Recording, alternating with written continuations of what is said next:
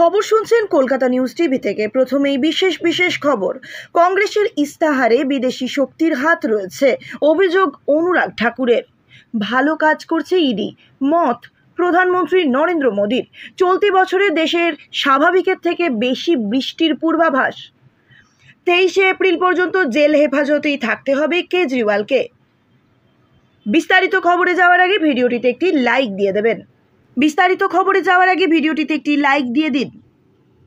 সোমবার দিল্লি থেকে বিমানে বাগডোগরা বিমানবন্দর পৌঁছন কেন্দ্রীয় যুব ক্রীড়া এবং তথ্য সম্প্রচার মন্ত্রী অনুরাগ ঠাকুর। বিমানবন্দরে পৌঁছে রাজ্যের আইন শৃঙ্খলার অবনতি নিয়ে রাজ্যের মুখ্যমন্ত্রী মমতা বন্দ্যোপাধ্যায়কে খোঁচা দেওয়ার পাশাপাশি রাহুল গান্ধী ও ইউপিএ সরকারকেও একহাত নেন তিনি।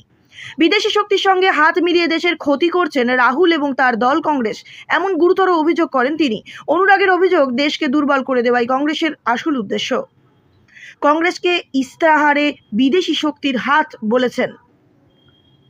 এই দিন ইউপিএ সরকার ও রাহুল গান্ধীও এক হাত নেন কেন্দ্রীয় মন্ত্রী। এদিন তিনি বিমানবন্দরে সাংবাদিকদের মুখোমুখি হয়ে বলেন, আমার মনে হয় রাহুল গান্ধীর জানা উচিত 2013-14 সালে যখন ইউপিএ সরকার ক্ষমতায় ছিল তখন মূল্যবৃদ্ধির হার ছিল 13%।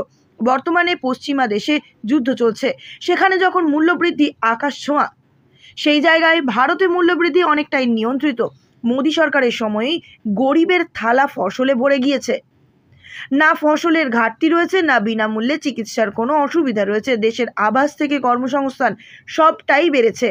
আজ যদি রাহুল গান্ধীর সরকার হতো তাহলে না মঙ্গলযান মিশন সফল হতো, না চন্দ্রযান সফল হতো। কারণ কংগ্রেস বিদেশের শক্তির বিষয়ে চিন্তা করে করে দেশের কথা বলে। এই জন্য কংগ্রেস চায় যে পরমাণু অস্ত্র ভারতকে নষ্ট করা হোক, নিজের দেশকে দুর্বল করার এটা কেমন ভাবনা? রাহুল গান্ধীর এজেন্ডা এবং কংগ্রেসের এজেন্ডা ভারতকে দুর্বল করার লক্ষ্যে চালিত হচ্ছে কেন? তারা কেন বিদেশি শক্তির সঙ্গে হাত মিলিয়েছে? নিজেদের 10 বছর সময়কালে ভারতকে তো দুর্বল করেছেই, আর এখন বিরোধী আসনে থেকেও পরমাণু অস্ত্রকে নষ্ট করার কথা বলছে।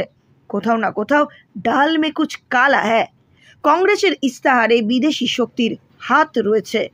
কেন্দ্রীয় এজেন্সিগুলির অপব্যবহার করছে বিজেপি। বিরোধীরা এই অভিযোগ ইদানিং প্রায় রোজই করে থাকে। সংবাদ সংস্থা ANI-কে দেওয়া সাক্ষাৎকারে এই নিয়ে জবাব দিলেন প্রধানমন্ত্রী নরেন্দ্র মোদী। তার মতে ভালো কাজ করছে ইডি। প্রধানমন্ত্রীর প্রশ্ন, বিরোধী দলের নেতা কতজন জেলে আছেন? পাপের ভয় আছে, একজন সৎ ব্যক্তির কি ভয় থাকে?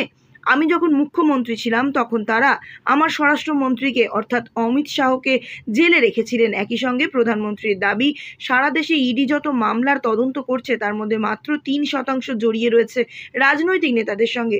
বাকি 97% মামলায় জড়িতদের সঙ্গে রাজনীতির কোনো সম্পর্ক নেই। এই সূত্রে তিনি ইডির কাজের প্রশংসা করেছেন। 2014 সালে তিনি প্রধানমন্ত্রী হওয়ার পর ইডির কাজে গতি এসেছে বলেও তিনি জানিয়েছেন। দুর্নীতি রোধে ইডি গুরুত্বপূর্ণ ভূমিকা পালন করেছে বলে তিনি জানিয়েছেন। প্রধানমন্ত্রীর কথায় 2014 সালের আগে ইডি শুধুমাত্র 5,000 কোটি টাকার সম্পদ সংযুক্ত করেছিল। কেউ কি ইডিকে ব্যবস্থা নিতে বাধা দিয়েছিল? এবং কারা লাভবান হয়েছে? আমার মেয়াদে 1 লাখ কোটি টাকার সম্পদ সংযুক্ত করা হয়েছে। এটা কি দেশের জনগণের টাকা নয়? ইডির সাফল্য নিয়ে প্রধানমন্ত্রীর আরও বক্তব্য, গত 10 বছরে আমরা 2200 কোটি টাকা নগদ উদ্ধার করেছি, যেখানে 2014 সালের আগে ইডি শুধুমাত্র 34 লক্ষ টাকার নগদ উদ্ধার করতে পেরেছিল, যা একটি স্কুল ব্যাগে বহন করা যেতে পারে। 2200 কোটি টাকা, এর অর্থ হলো ইডি ভালো কাজ করছে। তিনি আরও জানান, দুর্নীতিতে দেশকে ধ্বংস করেছে এবং পূর্ণ শক্তির সঙ্গে এর মোকাবিলা করতে হবে। প্রধানমন্ত্রী আরও বলেন, তারা অর্থাৎ ইডি লোকেদের ধরেছে এবং নগদও বাজেয়াপ্ত করেছে, এবং আমি নিশ্চিত যে দুর্নীতিকে ধ্বংস করার জন্য ইডি ভালো কাজ করেছে।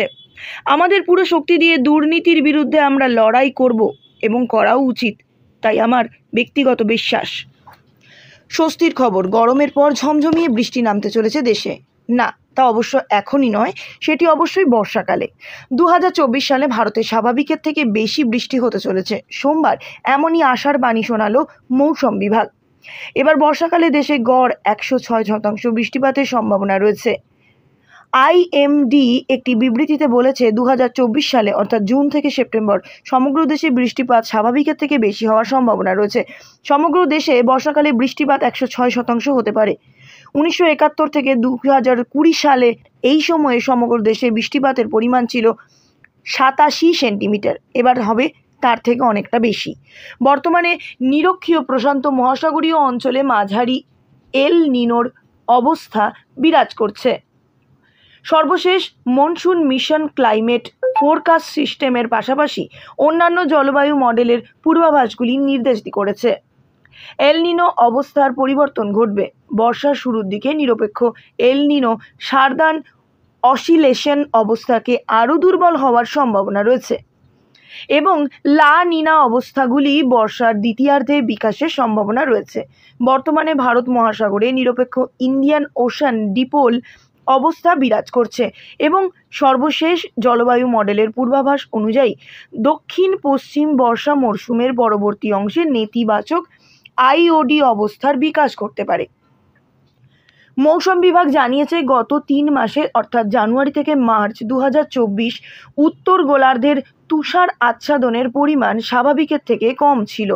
উত্তর গোলার্ধের পাশাপাশি ইউরেশিয়াতে শীত এবং বসন্তের তুষার আচ্ছাদনের পরিমাণ ভারতে বর্ষাকালে বৃষ্টিপাতের সঙ্গে সাধারণত বিপরীত হয়। এবারের বর্ষায় কত পরিমাণ বৃষ্টি হতে পারে মে মাসের শেষ সপ্তাহে তার পূর্বাভাস দেবে আইএমডি। 23 এপ্রিল পর্যন্ত বিচার বিভাগীয় হেফাজতেই থাকবেন দিল্লির মুখ্যমন্ত্রী অরবিন্দ কেজরিওয়াল। আবগারি দুর্নীতি মামলায় 21 মার্চ আপ প্রধানকে গ্রেপ্তার করে ইডি। তারপর প্রথমে 15 এপ্রিল পর্যন্ত তাকে বিচার বিভাগীয় হেফাজতের থাকার নির্দেশ দেয় রাউজ আদালত। হেফাজতের মেয়াদ শেষ হয়ে যাওয়ায় রাউজ অ্যাভিনিউ আদালতের বিশেষ বিচারক কাবেরী বাওয়েজার সামনে হেফাজতের মেয়াদ শেষ হয়ে যাওয়ায় রাউজ অ্যাভিনিউ আদালতের বিশেষ বিচারক কাবেরী বাওয়েজার সামনে ভার্চুয়াল মাধ্যমে হাজির করা হয় তাকে। মামলার শুনানি চলাকালীন কেজরিওয়ালের জেল হেফাজতের মেয়াদ বাড়ানোর নির্দেশ দেন বিচারক, আর তাই 23 এপ্রিল পর্যন্ত তিহার জেলেই থাকতে হবে দিল্লির এই মুখ্যমন্ত্রীকে। এদিকে 9 এপ্রিল ইডির গ্রেপ্তারিকে চ্যালেঞ্জ জানিয়ে দিল্লি হাইকোর্টে আবেদন জানান আপ প্রধান, যদিও তার সেই আবেদন খারিজ করে দেওয়া হয়। আদালতের তরফে জানানো হয় আপ প্রধানের গ্রেপ্তারি বেআইনি নয়। কেন্দ্রীয় তদন্তকারী সংস্থার কাছে তার বিরুদ্ধে যথেষ্ট প্রমাণ রয়েছে। 6 বার ডাকার পরেও ইডির হাজিরা এড়িয়ে গিয়েছেন কেজরিওয়াল। তদন্তে অসহযোগিতারও অভিযোগ উঠেছে কেজরির বিরুদ্ধে। দিল্লি হাইকোর্টের এই রায়কে চ্যালেঞ্জ জানিয়ে সুপ্রিম কোর্টের দ্বারস্থ হন কেজরিওয়াল। মামলার দ্রুত শুনানির আর্জি জানান তার আইনজীবী অভিষেক মনু সিংভি। সোমবার সেই মামলার শুনানিতে শীর্ষ আদালতের তরফে জানানো হয় নির্বাচনের মধ্যে এত দ্রুত শুনানি সম্ভব নয়। আগামী 27 এপ্রিল বিচারপতি সঞ্জীব খান্না ও বিচারপতি দীপঙ্কর দত্তর ডিভিশন বেঞ্চে হবে মামলার শুনানি। সেই দিন ইডিকে তাদের রিপোর্ট জমা করতে হবে বলে জানিয়েছে সুপ্রিম কোর্ট। আজকের খবর এখানেই শেষ হলো।